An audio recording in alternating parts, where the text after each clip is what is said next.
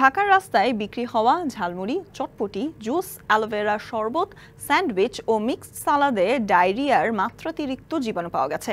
এই ৬ খাবারে ইকোলাই ও সালমেনালা নামে দুটি ব্যাকটেরিয়ার মাত্রাতিরিক্ত উপস্থিতি পেয়েছে নিরাপদ খাদ্য কর্তৃপক্ষ।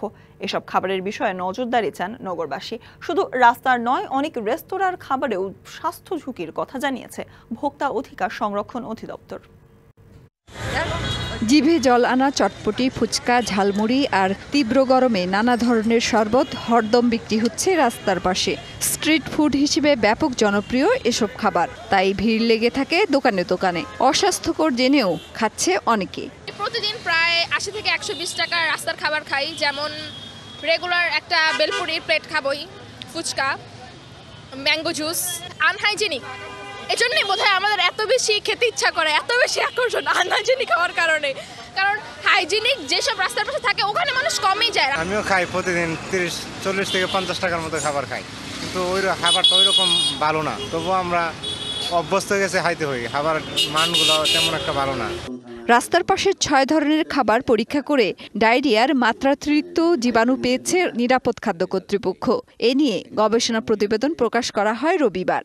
সালমোনেলা পাওয়া গেছে মাত্র ৩টা স্যাম্পলে, তারপরে ভিব্রিও পাওয়া গেছে অনেকগুলো। অনুষ্ঠানে বক্তারা বলেন, অনেক গবেষণা প্রকাশ করা হয়, কিন্তু নিরাপদ খাদ্য নিশ্চিতে পদক্ষেপ নেওয়া হয় না।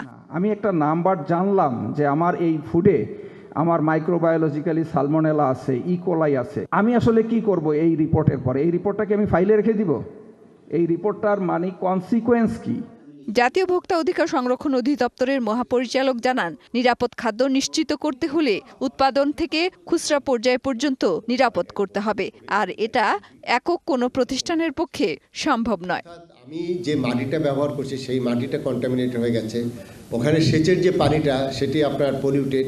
বিভিন্ন জায়গায় গবেষণায় ধরা পড়ছে যে আমাদের চালের মধ্যে হেভি মেটাল ঢুকে গেছে।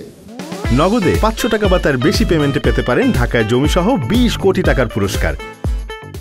যে প্রসেসে আমরা যে খাবারগুলো উৎপাদন করছি সেই জায়গাগুলোতে আমাদের কিন্তু অনেক সমস্যা আছে।